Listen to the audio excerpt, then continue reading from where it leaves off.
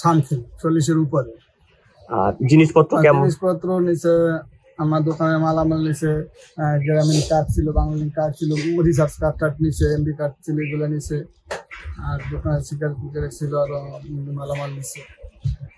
বিশ্ববিদ্যালয় প্রশাসন বা পুলিশকে জানানো হয়েছে বিষয়? পুলিশকে আমি ইনফরমেশন করি নাই। সরকারি প্রক্টর স্যার আসছিল, সিকিউরিটির ইনচার্জ লিটন ভাই আসছিল, আর ইনফর্ম করছে। পুলিশে আসলে আমাদেরকে ইনফর্ম করবেন, আমরা আসবো। স্যাররা বলছে এটা। স্যার খবর পাওয়ার সাথে সাথে আসছে। ঠিক আছে, মা কোন সঙ্গে